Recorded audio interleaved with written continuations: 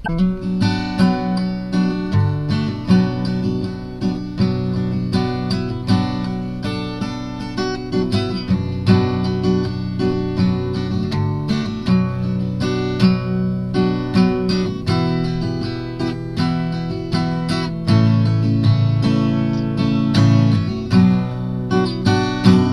ั่นข้าวเหนียวแม่ให้กินกับมกหัวกสอนจากบวกฝากดงบอกอีมีผักกินนู่นมีเจียวบองกินแซ่บดีส่วนขัวกุดจีห่อไว้เอาไปโรงเรียนปั่นข้าวเหนียวแม่ให้กินกับชิ้นหลอดยำกอดเฝ้ายำไปหาเมียนนี่สวยแล้วคู่สิทธาทาเฝ้าเปลี่ยนเสื้อนุ่งเฮียนตัวเก่าย้อนเฮาจนถึงลำบากซ้ำใดใจยังสู้ย้อนเฮาอยู่กลางป่าพันนาสนเฮ็ดเวียกไปน้ำเฮียนไปน้ำย้อนเฮาจนเกิดเป็นคนต้นสู้กันต่อไปปั่นข้าวเหนียวแม่ให้กินกับปิ้งปลาแห้งหอดยามแรงป้อนน้องยามมองให้ยามเจ้ายามมองลาอ้ายสิพาไปเล่นบอกลี่เล่นไล่ในวัดเอ้ย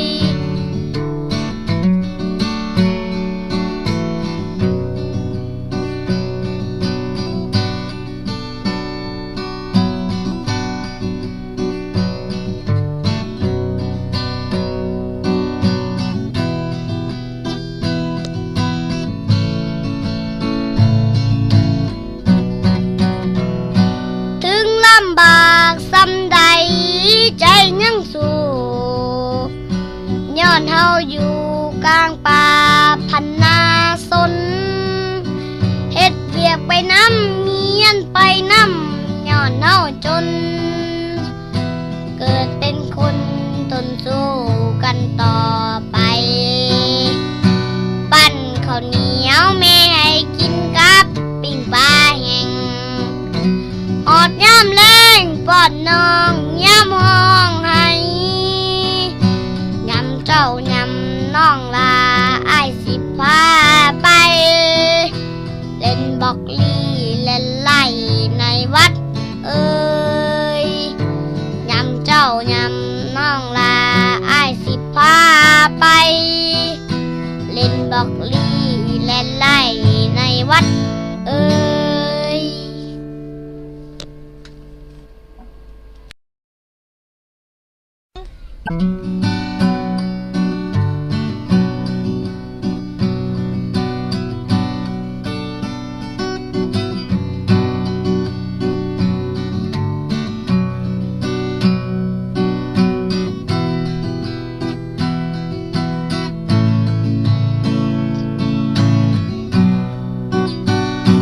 ปั่นข้าวเหนียวแม่ให้กินกับมกหัวกสอนจากบวกฝากดงบอกอีมีผักกินนู่นมีเจียวบองกินแซ่บดีส่วนขัวกุดจีห่อไว้เอาไปโรงเรียนปั่นข้าวเหนียวแม่ให้กินกับชิ้นหลอดยำกอดเฝ้ายำไปหาเมียนนี่สวยแล้วคู่สิทธาทาเฝ้าเปลี่ยนเสื้อนุ่งเฮียนตัวเก่าย้อนเฮาจนถึงลำบากซ้ำใดใจยังสู้ย้อนเฮาอยู่กลางป่าพันนาสนเฮ็ดเวียกไปน้ำเฮียนไปน้ำย้อนเฮาจนเกิดเป็นคนต้นสู้กันต่อไป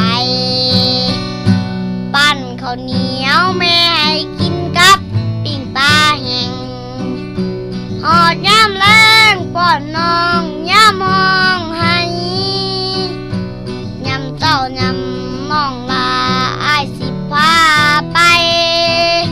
เล่นดอกลีและไล่ในวัดเอ่ย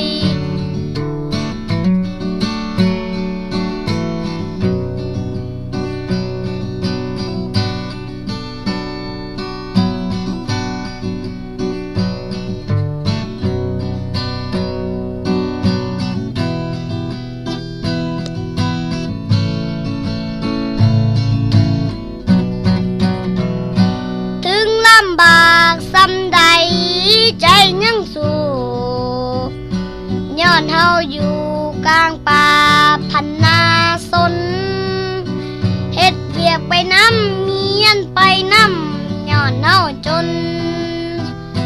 เกิดเป็นคนทนสู้กันต่อไป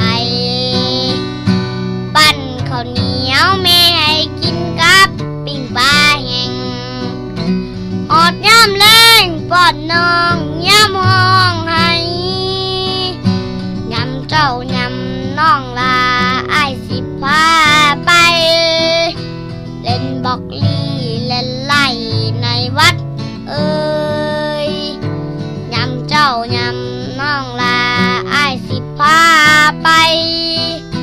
เล่นบอกลีเล่นไล่ในวัดเอ่ย